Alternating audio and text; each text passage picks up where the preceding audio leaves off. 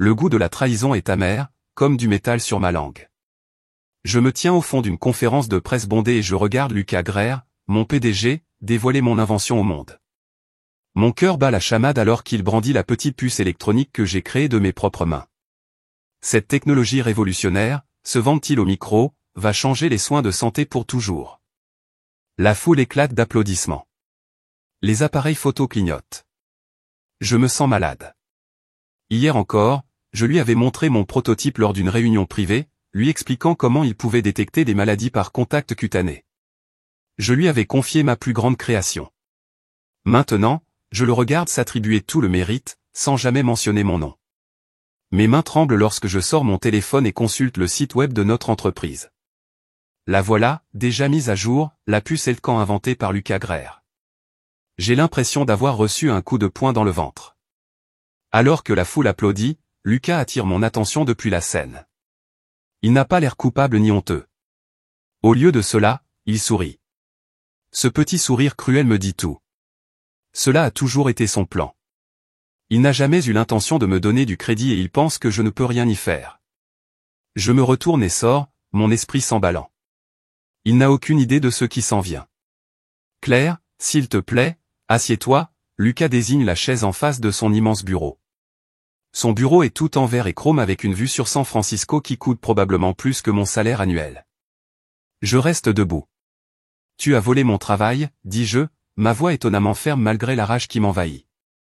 Il soupire comme si j'étais un enfant qui ne comprend pas votre travail. Claire, vous avez développé cette puce alors que vous étiez employé ici. Elle appartient à l'entreprise. Il fait glisser un épais document sur le bureau. Il s'agit d'une indemnité de départ généreuse, 6 mois de salaire, des prestations de santé et une recommandation élogieuse. Je scannais la première page en lettres grasses, accord confidentiel et de non-divulgation. Tu veux que je disparaisse tranquillement, je demande. Je préfère y voir une séparation mutuellement bénéfique, dit-il. Son sourire n'atteint pas ses yeux. On prend un nouveau départ ailleurs. On évite tout malentendu. Des malentendus? Ma voix s'élève. Vous avez revendiqué mon invention comme étant la vôtre. Claire, dit-il, son ton se durcissant. Soyez intelligent à ce sujet. Signez les papiers. Je récupère le document et évalue mes options. Ensuite, je le dépose sur son bureau, non signé. Tu vas le regretter, dis-je en me tournant pour partir. Il rit. Que penses-tu pouvoir faire exactement? Mon appartement semble plus petit ce soir. Les murs se referment tandis que je passe d'une pièce à l'autre. J'ai été exclu de tous les systèmes de l'entreprise. Mes emails ont disparu. Mes prototypes confisqués. Sur le papier, c'est comme si je n'avais jamais travaillé sur le projet. Mais Lucas a raté quelque chose. Je sors la chaise de mon bureau et passe la main en dessous, là où un petit disque dur externe est solidement scotché. Je le retire soigneusement et le branche sur mon ordinateur portable. Tout est ici, les fichiers de conception, les résultats des tests, les enregistrements vidéo de mes sessions de travail. Preuve que la puce d'analyse de santé est à moi. Je clique sur une vidéo datée d'il y a 3 mois. Là, je travaille tard, expliquant chaque composant à ma webcam pendant que je construis le premier prototype. Ma voix semble fatiguée mais excitée. Cette conception de réseau neuronal permettra à la puce de traiter les données des cellules cutanées et de détecter les anomalies sans procédures invasives, j'explique à l'écran. Je ferme les yeux, soudain épuisé. Lucas à l'entreprise, les avocats, l'argent. Quelle chance ai-je? Mon ordinateur portable envoie un nouvel email provenant d'une adresse que je ne reconnais pas. Sujet, il vous surveille. Message, supprimez tout maintenant. Je me réveille au son du bois qui éclate. La porte de mon appartement s'ouvre en grand. Le cœur battant, je prends mon téléphone et me cache dans le placard, regardant à travers les lattes. 2 hommes en sweatshirt noir se déplacent dans mon appartement avec une efficacité effrayante. Ils ne volent pas ma télé ni mes bijoux. Ils s'attaquent directement à ma technologie, ordinateur portable, tablette et même mes anciens disques durs. Trouvez la sauvegarde, marmonne un homme. Greer dit qu'elle a tout sauvegardé quelque part. Je pose ma main sur ma bouche pour rester silencieux. Le disque externe contenant ma preuve est dans mon sac à main, pressé contre mon côté. Ils saccagent mon bureau, retournent mon matelas, mais finissent par repartir sans le trouver. Quand j'en ressors enfin, mon appartement est en ruine. J'appelle la police en serrant la main.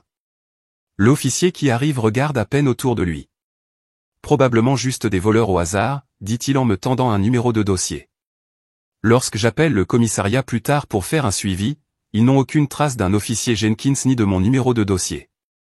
Je comprends maintenant. Lucas a des relations. Même la police ne m'aidera pas.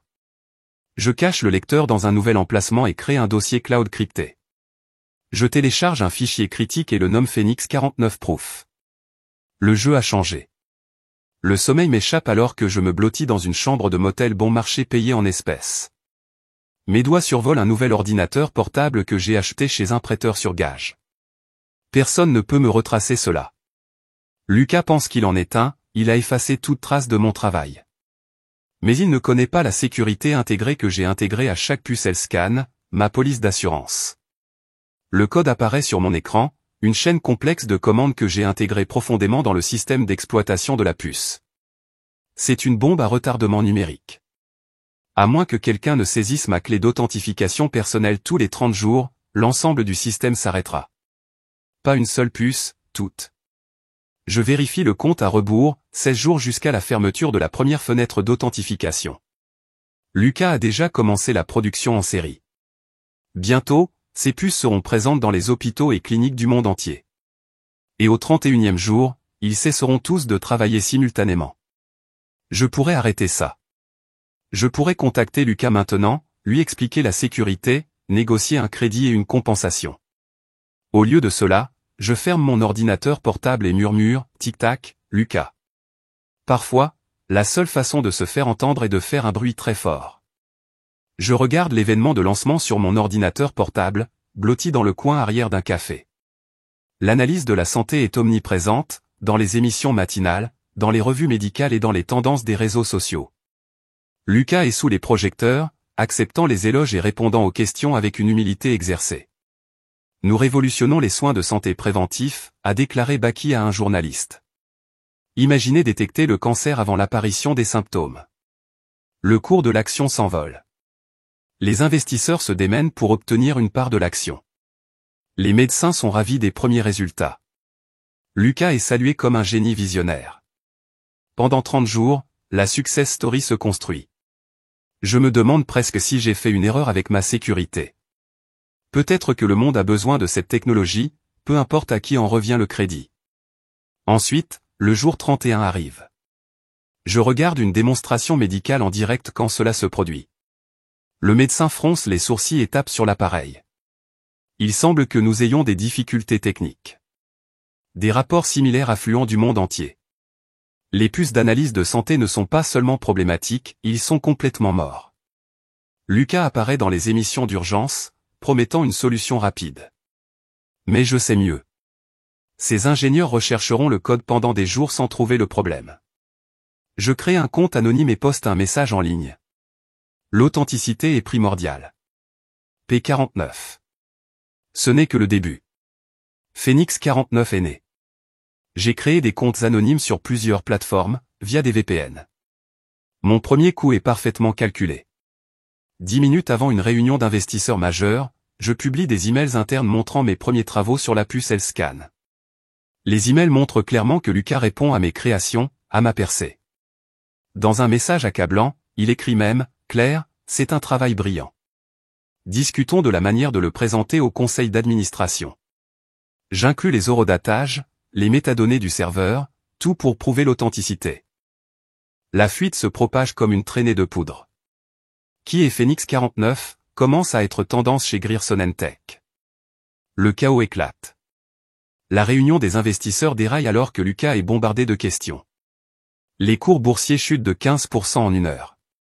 Ce soir-là, mon téléphone portable sonne. Je réponds prudemment. Nous savons que c'est toi, Claire. La voix est froide, professionnelle. Monsieur Greer est prêt à être généreux si cela s'arrête maintenant. Sinon, nous serons obligés d'agir. Quel genre d'action, je demande. Le genre où vous disparaissez définitivement. Choisissez judicieusement. L'appel se termine. Mes mains tremblent, mais je tiens bon. Ils ont peur. Bien. Je poste à nouveau. La vérité ne craint aucune menace. Plus demain. P49. Tu ne devrais pas être ici, dit Noah en jetant un coup d'œil nerveux autour du restaurant. Nous sommes assis dans une cabine arrière, loin des fenêtres. Noah était le seul ingénieur à m'avoir défendu avant d'être licencié. Désormais, il regarde constamment par-dessus son épaule. J'ai besoin d'informations, dis-je. Que se passe-t-il à l'intérieur de Griersonen? Noah se penche en avant. C'est un cauchemar. Les ingénieurs ne peuvent pas réparer les puces parce qu'ils ne trouvent pas le problème. Lucas est en train de perdre la tête, criant après tout le monde. Il repousse sa nourriture. Mais voici ce qui ne va vraiment pas. Lucas avait un plan prêt pour t'effacer. La sécurité a effacé votre ordinateur dès que vous avez quitté son bureau. Les RH avaient déjà préparé des documents affirmant que vous n'étiez qu'un membre mineur de l'équipe. Mon estomac se retourne. Comment ont-ils pu faire cela si rapidement? Les yeux de Noah croisent les miens. Parce que tu n'es pas la première, Claire. Il y avait une femme avant vous, Elisa Chang. Elle a développé l'algorithme de traitement neuronal pour lequel Griersonen est devenu célèbre il y a 3 ans. Que lui est-il arrivé?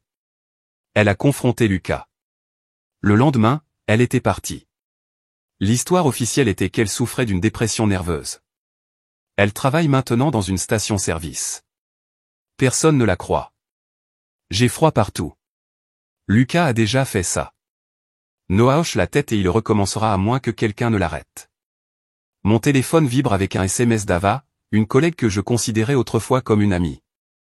Mon cœur se serre quand je l'ouvre. Claire, je suis vraiment désolé. Lucas m'a promis de devenir chef de projet si je l'aidais à accéder à vos fichiers. Je n'aurais jamais pensé qu'il volerait tout. S'il te plaît, pardonne-moi. La trahison est plus profonde la deuxième fois. Ava était la seule personne, à part Noah, à qui j'avais confié des détails sur mon travail. Pendant que je bossais au labo, elle faisait des affaires dans mon dos. Je me souviens des soirées où nous travaillions ensemble. Les déjeuners où je confiais mes rêves, pendant qu'elle complotait avec Lucas. Mes mains tremblent pendant que je tape, est-ce qu'il a promis avant ou après que vous lui ayez donné accès à mon serveur privé? Sa réponse arrive rapidement. S'il te plaît, Claire, je perdrai tout si ça sort. Quelque chose bouge en moi. La vieille Claire lui aurait pardonné, comprenant la pression que Lucas peut exercer sur les gens. Mais je ne suis plus cette personne. Je tape ma réponse. Tu aurais dû y penser avant de me trahir. Profitez de votre promotion tant qu'elle dure. J'ajoute son nom à mon fichier croissant intitulé collaborateur. Quand j'aurai fini de dénoncer Lucas, tous ceux qui l'ont aidé en subiront également les conséquences. Plus de Miss Nisgi. Le parking est faiblement éclairé et sans l'échappement. Je vérifie à nouveau ma montre.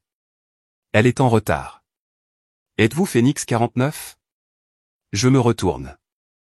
Une femme avec un carré élégant et un costume coûteux émerge de derrière un pilier en béton. Je la reconnais immédiatement. Tracy Wu, assistante exécutive de Lucas depuis 5 ans. Pourquoi penserais-tu cela? Je demande prudemment. Tracy se rapproche. Parce que je sais que Lucas a volé ta puce. J'ai déjà vu cela se produire. Pourquoi devrais-je te faire confiance? Parce que j'en ai fini d'être complice. Sa voix se brise. Lucas vole du crédit depuis des années. Les femmes, les minorités, le personnel subalterne, tout ce qu'il peut intimider ou écarter. Votre puce est devenue virale. Elle étend une clé USB. Celui-ci contient ses emails privés, son calendrier, ses mémos vocaux dans lesquels il admet le vol. J'ai rassemblé des preuves pendant des années. Trop peur de l'utiliser. Je le prends lentement. Pourquoi maintenant? Parce que tu ripostes. Mais soyez prudent. Il a engagé des gens pour retrouver Phoenix 49. Elle se tourne pour partir, puis fait une pause. Si je divulgue cela moi-même, ma carrière est terminée. Mais vous êtes déjà en dehors du système. Merci, dis-je. Les yeux de Tracy sont tristes. Ne me remercie pas. J'aurais dû le faire il y a des années. Le procès me frappe comme un camion. Le texte de Gerson poursuit un cyberterroriste inconnu. Bien qu'il ne me nomme pas directement, le dossier décrit un ancien employé mécontent engagé dans le sabotage d'une entreprise et le vol de propriété intellectuelle. Elle réclame des dommages-intérêts de 50 millions de dollars. Je suis assis dans un petit cabinet d'avocat que je peux à peine me permettre. Faire glisser le papier sur le bureau jusqu'à Sandra Kim, une avocate recommandée par l'ami d'un ami. Ils essaient de me faire peur et de m'arrêter, j'explique. Je n'ai pas d'argent pour lutter contre ça. Sandra lit en silence, puis lève les yeux avec une étincelle dans les yeux. Mais vous avez la preuve que la puce vous appartient, n'est-ce pas? J'acquiesce. Et vous avez tout documenté depuis votre licenciement. Je sors mon disque externe. Tout. Un lent sourire apparaît sur son visage. Ensuite, nous ne nous contentons pas de défendre, nous contre-attaquons. Elle sort un bloc-notes juridique. Nous déposons une contraction pour contrefaçon de brevet, vol de propriété intellectuelle, diffamation et résiliation abusive. Pouvons-nous gagner? Je demande. Avec vos preuves, nous pourrions les mettre en faillite. Elle commence à écrire furieusement. Lucas Greer a choisi la mauvaise femme à intimider. Pour la première fois depuis des semaines, je ressens une lueur d'espoir. Peut-être que le système peut fonctionner pour moi après tout. Puis Sandra lève les yeux brillants de lumière de combat. Faisons-lui regretter le jour où il t'a rencontré. La salle d'audience devient silencieuse tandis que mon avocat demande que la pièce soit présentée. Le grand écran à l'avant de la salle s'anime. Me voilà dans mon bureau à domicile et je travaille sur le prototype d'analyse de santé. L'horodatage dans le coin indique le 15 avril, à 21h47, exactement 24 heures avant la grande annonce de Lucas affirmant qu'il l'a inventé. Dans la vidéo, j'explique chaque composant pendant que je travaille, en tenant occasionnellement des pièces devant la caméra. Ma voix est claire. Cette conception de voix neuronale ne ressemble à rien de ce qui existe actuellement sur le marché. Les microcapteurs peuvent détecter les changements cellulaires uniquement par contact cutané. Je jette un coup d'œil à Lucas. Son visage a perdu toute couleur. Ses avocats se chuchotent frénétiquement. Le juge se penche en avant, les yeux plissés. Monsieur Greer, dans votre dossier, vous affirmez avoir développé cette technologie au cours de 6 mois de travail personnel. Pourtant, Miss Monroe semble avoir un prototype entièrement fonctionnel avant votre annonce. L'avocat de Lucas se lève rapidement. Votre honneur, nous n'avons aucun moyen de vérifier quand cette vidéo a été réellement enregistrée. Cela pourrait facilement être fabriqué. Mon avocat sourit. C'est pourquoi nous avons également l'email original que Miss Monroe a envoyé à Monsieur Greer avec ses créations en pièces jointes. Les horodatages du serveur authentifient à la fois les heures d'envoi et d'ouverture. Les sourcils du juge se lèvent. La salle d'audience commence à s'animer. Lucas est désespéré. Je peux le voir dans les communiqués de presse frénétiques, les courriels envoyés à minuit au personnel, les entretiens de plus en plus déséquilibrés. Lorsqu'il ne peut pas réparer la technologie, il se concentre plutôt sur la recherche de Phoenix 49. J'ai appris grâce à Noah que Lucas avait embauché une équipe de pirates informatiques pour retracer mon empreinte numérique. Ils sont bons, mais je vais mieux. Dans ma chambre de motel, entouré d'ordinateurs portables et d'équipements spécialisés, j'ai mis en place une fausse direction élaborée. Chaque fois qu'ils pensent avoir localisé ma position, je les achemine vers des serveurs situés dans différents pays. Quand ils pensent avoir trouvé Phoenix 49 en provenance de Seattle, je suis en fait dans un café à Auckland. Quand ils font une descente dans un appartement à Denver, je travaille dans une bibliothèque à Sacramento. C'est un jeu de coquilles numériques, et j'ai toujours 3 longueurs d'avance. Mon dernier truc est mon préféré. J'ai créé une fausse piste électronique menant à l'Islande. Les hackers mordent à l'hameçon et Lucas annonce triomphalement à son conseil d'administration qu'ils ont localisé le cyberterroriste. Je regarde le reportage montrant des consultants en sécurité de Griersonen montant à bord d'un avion à destination de Reykjavik tout en sirotant un thé dans mon nouvel appartement temporaire. Le temps qu'ils se rendent compte qu'ils ont été trompés, j'aurai divulgué le prochain lot de preuves accablantes. Ce jeu du chat et de la souris est épuisant mais nécessaire. Je ne peux pas gagner si je suis attrapé. Et j'ai absolument l'intention de gagner. Tu ne me connais pas, mais je te connais, dit la voix au téléphone. Je faillis raccrocher, mais quelque chose dans son ton confiant me fait écouter. Je m'appelle Isa Vega. J'étais membre du conseil d'administration de Griersonen jusqu'à ce que Lucas me chasse pour avoir remis en question son éthique. Je reste silencieux, méfiant d'un autre piège. J'ai suivi cette situation de Phoenix 49, poursuit-elle. Les pannes techniques de ces fuites. Seul l'inventeur de la puce pouvait connaître ces détails. C'est toi, n'est-ce pas, Claire? Comment as-tu eu ce numéro? Je demande enfin. Elle rit doucement. J'ai des ressources. Plus important encore, j'ai du capital. Beaucoup. Pour vous aider à éliminer Lucas et à construire quelque chose de mieux. Sa voix devient sérieuse. J'ai reconnu votre génie au moment où ses spécifications ont été divulguées. Lucas n'a pas inventé cette puce. Il n'y a pas ses empreintes digitales. C'est trop élégant, trop compatissant dans son design. Ma gorge se serre. Personne n'a jamais décrit mon travail de cette façon auparavant. Rencontre-moi. Demain, 14 h. Golden Gate Park près du conservatoire. Je porterai une écharpe rouge. Viens seul. Elle fait une pause. Je peux financer ta propre entreprise, Claire. Nous pouvons construire le futur que Lucas a essayé de voler. Je devrais dire non. Cela pourrait être un piège. Au lieu de cela, je m'entends dire, je serai là. Le faux appel aux investisseurs est ma décision la plus audacieuse à ce jour. En utilisant la synthèse vocale avancée de l'IA et la technologie de fausses vidéos, je crée un enregistrement convaincant de Lucas apparemment tout avouant à un investisseur potentiel. Bien sûr, je n'ai pas réellement inventé la puce, dit Lucas avec désinvolture.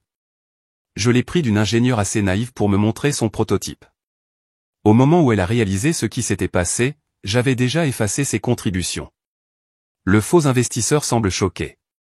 N'est-ce pas risqué? Qui va la croire plutôt que moi? Le faux Lucas rit. Je suis le PDG. Elle n'est personne. Je rends la vidéo juste assez convaincante tout en incluant des informations subtiles que les experts finiront par identifier comme fausses. Cela n'a pas d'importance. Le mal sera fait avant que quiconque puisse prouver que ce n'est pas réel. Je l'ai divulgué d'un compte intraçable la veille d'une grande assemblée générale des actionnaires. En quelques heures, les mensonges de Griersonen sont devenus une tendance mondiale. L'équipe de relations publiques de l'entreprise se démène pour affirmer que la vidéo est fabriquée, mais le doute a été semé. Lucas exige une conférence de presse d'urgence pour traiter de la fausse vidéo malveillante. Ce qu'il ne sait pas, c'est que j'ai aussi piraté ce système. Quand il pense qu'il parle en direct aux journalistes demain, il parlera en réalité dans une salle vide pendant que je contrôle ce que voient les téléspectateurs. Le piège est tendu. L'email de démission a été le point de bascule. Tracy a finalement pris position, envoyant un message à l'échelle de l'entreprise qui a fait l'effet d'une bombe. Après 5 ans en tant qu'assistant de direction de Lucas Greer, je ne peux plus soutenir un leader qui construit sa réussite en volant le travail des autres. J'ai tapé ces mensonges pendant des années. Aujourd'hui, j'ai tapé la vérité. L'email comprenait un lien Dropbox vers des dizaines d'enregistrements vocaux, des entrées de calendrier et des documents prouvant que Lucas s'était systématiquement attribué le mérite du travail de ses employés, y compris le mien. En milieu de matinée, 3 ingénieurs principaux avaient démissionné. Dans l'après-midi, l'exode s'était transformé en inondation. Les gens publient leurs lettres de démission en ligne avec le hashtag « Un stand avec Claire ». Au siège de Griersonen, la panique règne. Lucas s'est barricadé dans son bureau, n'en sortant que pour renvoyer toute personne qu'il soupçonne de déloyauté. Le service RH ne peut pas traiter les formulaires de démission assez rapidement. Un journaliste technologique parle de l'implosion d'entreprise la plus rapide de l'histoire de la Silicon Valley. L'action Griersonen a chuté de 40% en une seule journée. Je regarde tout se dérouler depuis le bureau élégant d'Isa au centre-ville, où nous planifions déjà ma nouvelle entreprise. Une partie de moi se sent désolé pour les employés innocents pris entre deux feux. Mais une autre partie sait que c'est nécessaire. Certaines structures doivent s'effondrer complètement avant de pouvoir construire quelque chose de mieux. Je poste un dernier message sur Phoenix 49. La vérité ne craint aucune enquête. P49. Les lumières du studio de télévision sont aveuglantes. La maquilleuse donne une dernière retouche à mon visage avant que le voyant rouge de l'appareil photo ne clignote. Je prends une profonde inspiration. C'est ça. Aujourd'hui, nous avons une interview exclusive avec Claire Monroe, l'ingénieur qui prétend être le véritable inventeur de la puce révolutionnaire d'analyse de santé. L'hôte commence. Claire, vous opérez de manière anonyme sous le nom de Phoenix 49. Pourquoi vous manifestez maintenant? Je regarde directement la caméra parce que la vérité a besoin d'un visage. Je m'appelle Claire Monroe et Lucas Greer a volé mon invention. Pendant les 30 minutes suivantes, je présente méthodiquement mes preuves, les vidéos prototypes, les pistes de courrier électronique et les témoignages d'anciens collègues. J'explique la sécurité intégrée que j'ai intégrée au système, l'exigence d'authentification qui a bloqué toutes les puces. Je ne voulais pas nuire aux patients, je précise. Les puces n'ont jamais risqué de mal interpréter les conditions médicales. Ils ont simplement arrêté de travailler jusqu'à ce que le véritable inventeur, moi, puisse être reconnu. Que dites-vous à ceux qui qualifient vos actions de sabotage corporatif? Demande l'hôte. J'appelle ça de la légitime défense. Lorsque quelqu'un vole l'œuvre de votre vie et vous efface de l'histoire, vous avez le droit de récupérer votre histoire. Mon téléphone sonne continuellement pendant la diffusion de l'interview. Les réseaux sociaux explosent. En quelques heures, Justice for Claire a été mentionné plus d'1 million de fois. Le monde sait désormais qui je suis. La contre-attaque de Lucas arrive rapidement et vicieusement. Un communiqué de presse affirme que j'ai des antécédents de comportement instable et de vol en entreprise. Un faux casier judiciaire apparaît en ligne, suggérant que j'ai été arrêté pour piratage informatique dans mon ancien emploi. Mais j'avais anticipé cette décision. En quelques heures, je publie les images de surveillance de l'effraction dans mon appartement. La vidéo montre clairement les intrus recherchant spécifiquement mon équipement technologique. Puis vient mon coup de maître. Je publie des relevés téléphoniques reliant l'effraction directement à une société de sécurité payée par Grierson.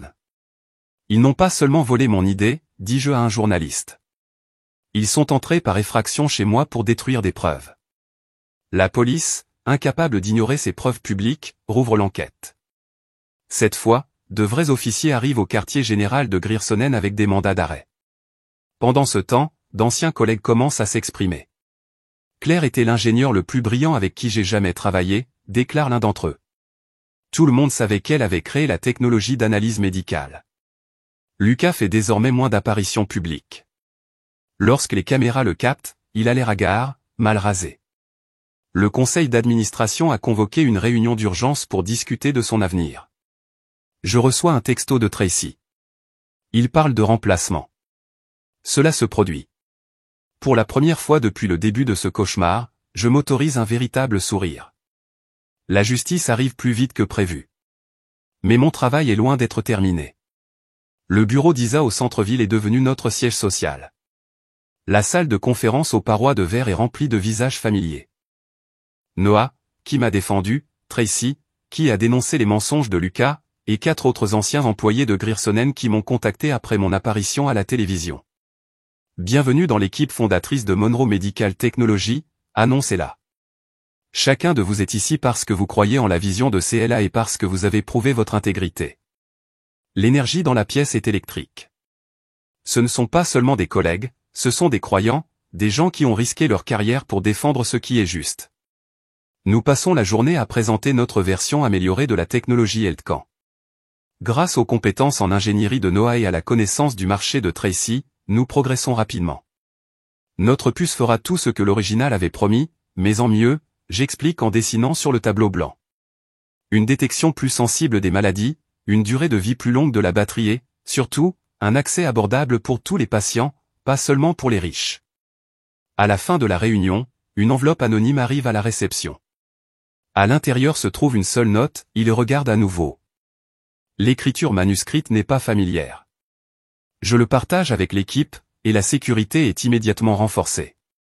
Lucas est désespéré, dit Noah. Il sait que nous construisons quelque chose de mieux que lui. Je colle la note sur mon bureau en guise de rappel. La victoire n'est assurée que lorsque nous franchissons la ligne d'arrivée. Le cheval de Troie est ma stratégie la plus élégante à ce jour. Grâce à une planification minutieuse, nous avons implanté un développeur junior nommé Max dans ce qui reste de Griersonen Tech. Sa mission, donner à Lucas exactement ce qu'il veut, ce qui semble être du code volé à notre nouveau projet. Lucas mord à l'hameçon. Désespéré de gagner, il précipite la production de la nouvelle technologie sans tests appropriés, dans l'espoir de nous devancer sur le marché. Il pense qu'il nous vole encore, dis-je à mon équipe pendant que nous surveillons la situation. Mais ce qu'il lance en réalité est un raté sophistiqué. Le code semble légitime en surface. Il passe les contrôles de qualité de base, mais il contient des défauts délibérés qui entraîneront un échec spectaculaire du système lorsqu'il sera déployé à grande échelle. Nous regardons le communiqué de presse précipité de Grierson annonçant HealthScan 2.0. Lucas apparaît dans les émissions matinales et revendique une reconstruction complète à partir de zéro. Le titre se redresse temporairement. Vient ensuite le jour du lancement. Les hôpitaux signalent des échecs immédiats. Non seulement les puces cessent de fonctionner, mais elles affichent des lectures extrêmement inexactes. Une démonstration d'une conférence sur les soins de santé se termine avec l'appareil montrant que le présentateur en parfaite santé souffre de 6 conditions critiques. La séquence devient virale. Les professionnels de la santé remettent publiquement en question la compétence de Lucas. Les agences de régulation annoncent des enquêtes. Vérifiez, je murmure, regardant le chaos se dérouler sur plusieurs écrans d'information. Encore un mouvement jusqu'à l'échec et mat. Grierson Tech implose. Leur action a chuté de 78% par rapport à son sommet. Les actionnaires intentent des poursuites. De gros clients ont annulé des contrats. Les journalistes campent devant le siège, dans l'espoir de filmer la chute inévitable de Lucas. Je regarde tout cela depuis le bureau d'Isa pendant que notre équipe finalise le lancement de notre produit. Le contraste ne pourrait pas être plus saisissant. Tandis que l'empire de Lucas s'effondre, le nôtre s'élève. Une vidéo virale fait surface. Quelqu'un à l'intérieur de Grierson a secrètement enregistré Lucas lors d'une réunion d'urgence du conseil d'administration. Son visage est rouge, sa cravate de travers alors qu'il frappe la table et crie « Appelle Claire au téléphone ».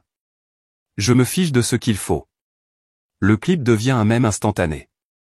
Les gens le remixent dans des chansons, ajoutent des légendes amusantes et l'utilisent dans des vidéos TikTok. Appeler Claire au téléphone est une tendance nationale. Tracy me montre un message de son ancienne collègue des RH.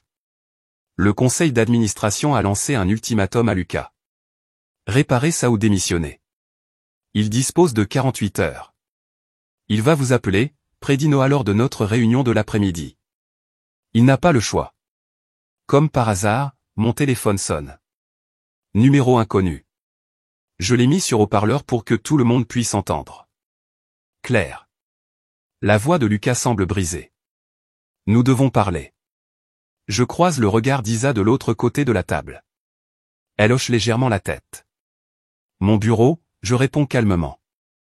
Demain à midi. Pour une fois, ils ne discutent pas.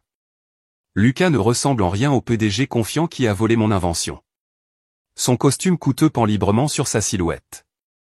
Les cernes soulignent les yeux injectés de sang. Il est assis en face de moi dans l'élégante salle de conférence de ce qui sera bientôt le siège social de Monroe Medical Technology. Vous avez fait valoir votre point de vue, dit-il, essayant de paraître autoritaire mais n'atteignant que le désespoir. Nommez votre prix. Je laisse le silence s'étirer, appréciant son inconfort. Mon prix est de réparer les jetons. D'annuler le procès, d'arrêter. Il passe une main dans ses cheveux ébouriffés, 20 millions plus de crédit public en tant que co-inventeur. Co-inventeur ? Je ne peux m'empêcher de rire. Tu n'as rien inventé, Lucas. Très bien, dit-il. Inventeur d'âme. 30 millions. Pensée Y, Claire. Vous pouvez être préparé pour la vie. Je l'étudie. L'homme qui m'a humilié, qui a essayé de m'effacer, qui est entré par effraction chez moi. Maintenant, il offre des millions pour mon silence. Lentement, je fais glisser un document sur la table. C'est son NDA original, celui qu'il voulait que je signe quand il m'a viré. Je l'ai gardé tout ce temps. Je ne veux pas de votre argent, dis-je doucement. Je veux que le monde sache exactement qui tu es. Son visage s'assombrit. Vous faites une erreur, dit-il. Je me lève. Non, Lucas. J'ai commis une erreur en te faisant confiance. Je n'en ferai pas une autre. Le timing ne pourrait pas être plus parfait. Le matin même où Grierson Tech dépose une demande de mise en faillite, nous lançons Monroe Medical Technology dans le monde. Notre présentation a lieu dans un auditorium ensoleillé rempli de professionnels de la santé, d'investisseurs et de médias. J'entre sur scène, me sentant puissante dans ma robe bleue simple mais élégante. Le public se tait. Aujourd'hui, nous révolutionnons réellement les soins de santé, je commence. La foule rit, consciente du désastre de Grierson. La puce Monroe fait tout ce que l'analyse de santé avait promis, mais avec deux différences clés. Cela fonctionne réellement, et il a été créé par l'inventeur original, tout le mérite en revient à ma brillante équipe. Je fais une démonstration de la technologie, montrant comment elle peut détecter les premiers signes de maladie par simple contact cutané. Les lectures de précision sont hors du commun. Lorsque je révèle que nos coûts de production sont 40% inférieurs aux estimations de Grierson, ce qui signifie des soins de santé plus abordables pour les patients, le public éclate d'applaudissements. Après la présentation, les journalistes envahissent la scène. Mademoiselle Monroe, comment appellerez-vous cette technologie, crie-t-on au-dessus des autres. Je souris en me rappelant comment Lucas a effacé mon nom de ma propre création. La puce Monroe, je réponds avec assurance. Parce que les noms comptent. Au fond de la pièce, j'aperçois une silhouette familière qui se glisse vers la porte. Lucas est venu assister à son remplacement. Je ne ressens aucune satisfaction face à sa défaite, seulement un soulagement que la justice ait finalement prévalu. Ce que nous vous avons montré aujourd'hui n'est que le début, dis-je à la foule lors de notre longue manifestation. Le grand écran derrière moi affiche les données de santé en temps réel de notre bénévole. La puce Monroe peut actuellement détecter des marqueurs de 50 maladies différentes, du diabète au cancer à un stade précoce, par contact cutané non invasif. Des halètements se répercutent dans le public. Un médecin au premier rang secoue la tête avec étonnement. Cela pourrait sauver des millions de vies grâce à une détection précoce, dénonce-t-elle. Exactement, je suis d'accord. Et parce que nous avons intégré la tarification éthique dans notre modèle commercial, cette technologie sera accessible aux cliniques des communautés mal desservies, et pas seulement aux hôpitaux de luxe. Je fais un signe de tête à Noah, qui appuie sur un bouton, révélant notre feuille de route sur 5 ans. D'ici l'année prochaine, nous détecterons sans condition. D'ici la 3e année, nous aurons une version grand public qui s'associera à n'importe quel smartphone. L'énergie dans la pièce passe de l'excitation à quelque chose de plus puissant. Croyance. Je vois dans leurs yeux qu'ils ne assistent pas seulement au lancement d'un produit. Ils assistent à une révolution des soins de santé. Les investisseurs se précipitent après la présentation. L'échiquier pratiquement ouvert. Notre cycle de financement initial est sursouscrit en quelques heures.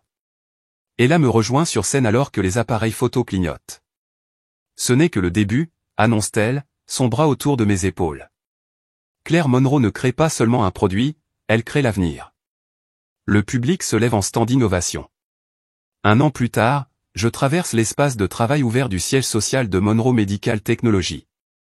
La lumière du soleil traverse les fenêtres du sol au plafond, illuminant notre équipe de 60 ingénieurs, chercheurs et personnel de soutien talentueux. La diversité est frappante. Des personnes de tous horizons et de tous genres travaillant ensemble, chacune étant appréciée pour sa contribution. Je m'arrête devant le mur de verre qui sépare la zone principale de notre laboratoire de recherche. Les mots qui sont devenus la devise de notre entreprise sont gravés à la surface, vous pouvez voler mes idées, mais vous ne pouvez pas reproduire mon esprit. Noah me suit, tablette à la main. La FDA vient d'accélérer notre version pédiatrique, annonce-t-il, et les hôpitaux signalent une augmentation de 2 cents % des taux de détection précoce des maladies. Je souris en pensant au chemin parcouru. Notre technologie est désormais utilisée dans 500 hôpitaux à travers le pays. Lucas a disparu de la vue du public, vivant apparemment dans une région reculée d'Europe. Un groupe de journalistes attend dans la salle de conférence notre événement de presse prévu. Alors que je m'approche, un journaliste m'interpelle, « Claire, si tu pouvais dire quelque chose à Lucas Greer maintenant, ce serait quoi ?» La salle se tait, attendant des signes d'amertume ou de triomphe. Au lieu de cela, je pense au voyage qui m'a amené ici. La trahison qui m'a forcé à devenir plus fort, plus déterminé, plus intrépide. Merci, dis-je simplement, de m'avoir montré qui ne pas devenir.